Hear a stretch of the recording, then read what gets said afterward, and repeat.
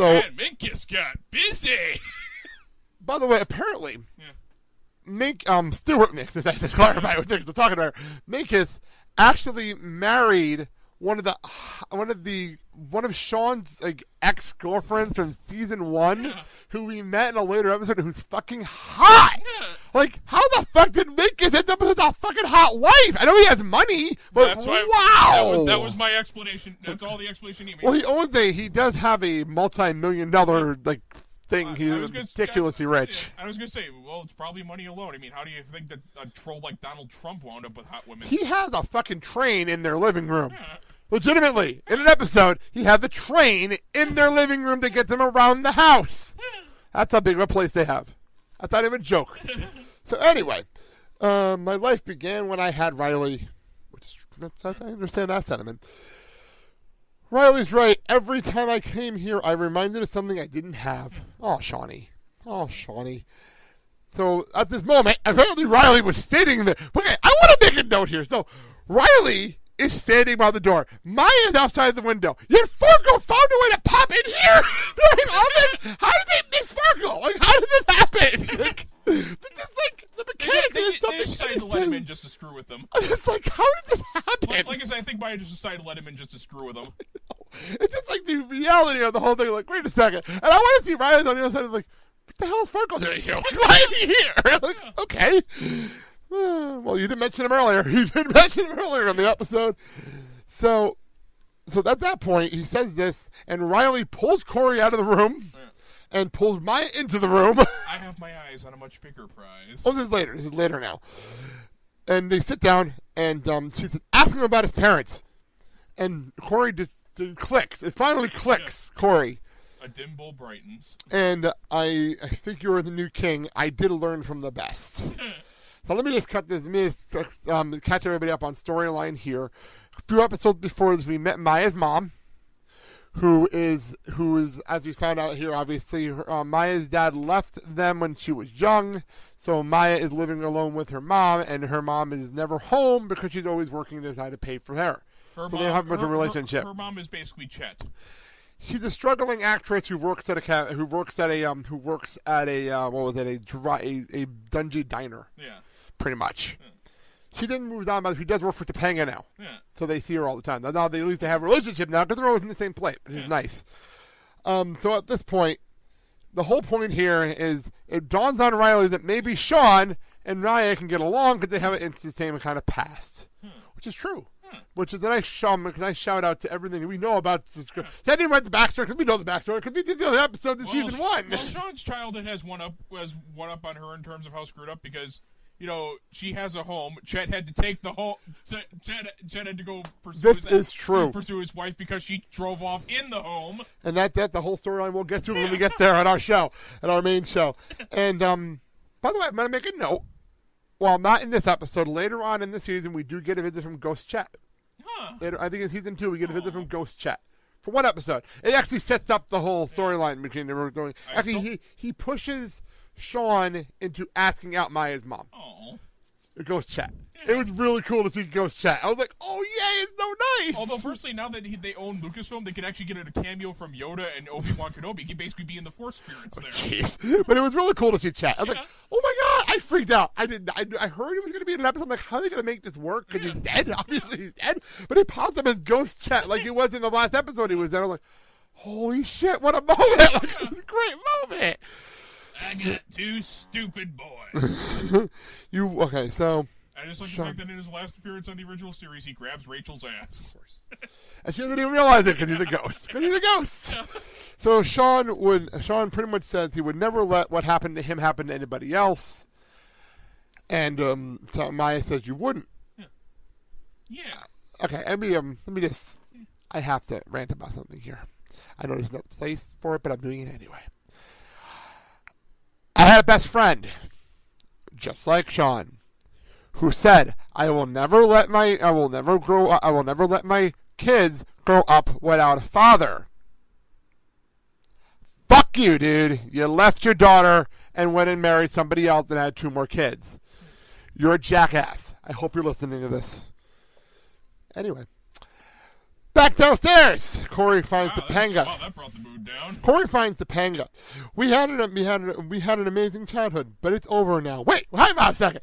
It's been 13 fucking years, and you're just getting to this? It's better now. Aw. This family you've given is everything, and my everything to you. My whole life. Aww. What a payoff. What a payoff. Fantastic payoff. And that leads to the great moment with Alan. Good husband, good father, good son, good for you. And then, of course, I had you at your best. And then Josh popped in. No, I had him at his best. Adorable moment there. Very good moment. And then Shawn comes in, saying, I got to hit the road. I got a big thing next week. And you remember it's Christmas break, so they can get away with this. They can't get away with this thing. Yeah. He invites Riley and Augie along on the road with him. And then Riley insists he invites Maya. Makes sense? Yeah. And then somehow Josh got roped into this because Maya invited Josh. Yeah. And they all go off. So we get, that's the end of episode. Very cool moment. End of episode. We cut back to the faux chubbies because that's not where they hang out anymore. Phobies. Faux chubbies. And, and Shawn gives Riley a camera that maybe hopefully she's good at photography like Maya is at drawing. Because he had several, so. I'd like to make a note. We've never seen the camera ever again after this episode. It's been 2.5 years, so I've never seen the camera. But good line ended on good old friends should never be apart for too long. New ones either. End of show. Happy holidays. As Riley takes a picture of the cast and we get Happy Holidays from Girl Meets World. So that's that. Spoiler. This is the spoiler stuff now.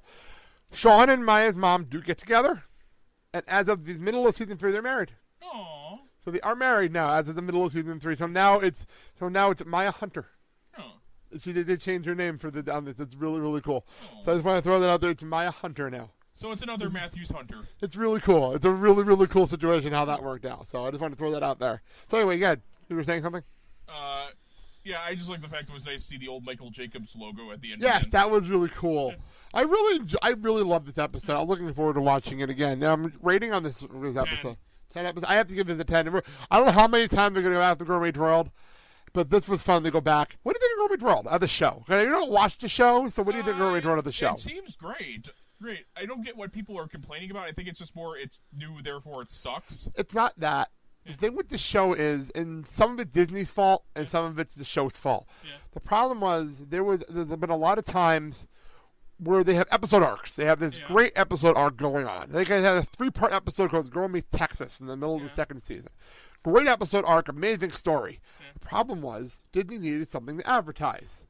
So they're like, we'll do a week-long event with these 3 episodes. It's a great idea and concept. Yeah.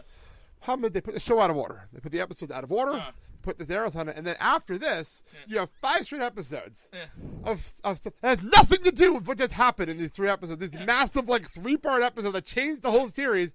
You have 5 episodes straight now, episodes that have nothing to do with this. Yeah. So people are getting pissed about that. And the show sometimes gets really kiddie because it's Disney. It does get really kiddie. Augie has a freaking girlfriend on this show. Yeah. Augie has a girlfriend on this show, too. Man, what is it with everybody having swag? Augie has a girl. It was annoying as fuck, but she's amazing now.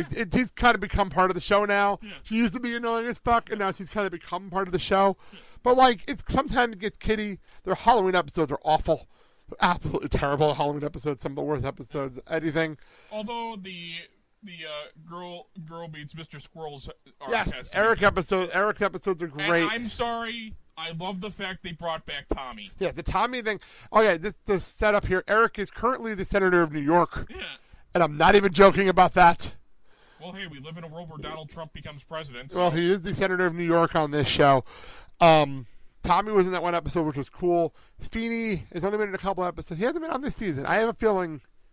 I don't know what to do here. It's a weird situation with Feeney right now because they don't want to kill off the character, but they don't know how much they could really get out of William Daniels anymore. Yeah. It's a weird situation with him right now. But I understand where they're going. But I have the feeling the only way they're going to kill him off is when William Daniels dies. See, that's the problem. Yeah. I don't know. There's a big because he'll be back. He'll be back later on the show. They're doing a big episode at the end of the season. Everybody's coming back for it. Everybody's coming back. Yeah. It's going to be awesome. I don't know. I'm in a weird situation with this because do you wait for that to happen, or do you kill him off on the show? Not kill him off, like he passes away of old age in the show, and that gives them an episode to deal with grief. They haven't done that yet. They haven't done a grief episode yet. So I'm like, do you do that? They've done it kind of half with Augie, and that's been Augie and Mrs. Swarovski. And that even came up later. Like it was such a CJ moment for me. Now that I see CJ with you, Jay, he's like, I talk to her before I go to bed every night. Yeah. It's like, Augie, I want to give you a hug. I just want to give you the thing that what was it? Augie actually says at night. He prays and he talks to Mrs. Swarovski every night before he goes to bed. I'm like, I want to give you a hug. I want to give you a big hug, Augie, for that moment. Augie would take you to SeaWorld. Like, seriously, you're adorable. That's something like things like that. But sometimes the show gets kiddie, but they try to be serious. Yeah. But again, it's Disney, and a lot of people want the show to get moved to like freeform, so we can get a little more like When We Draw, to get a little edgier and talk about more stuff. Well, but Disney doesn't want to give up a show that gives them amazing ratings. Well, they also forget that in the first few seasons they didn't really deal with a lot of heavy stuff. Not until later on when they got in the college. Really, it was the college years on When We Draw where we got with a lot of heavy duty stuff, which is normal. They're adults. So honestly, give it time. I mean, I think the show is great. It had its moments. We talked a few episodes ago about Nancy Kerrigan being on the show. They had a random episode. Mark Cuban showed up. They have their random guest stars on this show too. And somebody even told me Mark Cuban was on the show because his kid loved this show, so he wanted to make an appearance. Like, okay, what? I'll give you credit for that. And it was a funny episode. But like, it's like finding out that Patton Oswalt did a voice on My Little Pony. Yeah, it's stuff like that where it's like. People complain about the show, but it's a good show. Once you get into it, it's a good show. Then again, people complain about Big Bang Theory.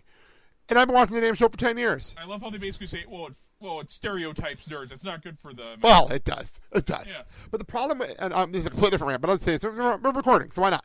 But the thing with Big Bang thing, I'm a Screen Junkies Plus member. And this comes up on TV Fights a lot. Yeah. The thing is, with Big Bang Theory, they say that.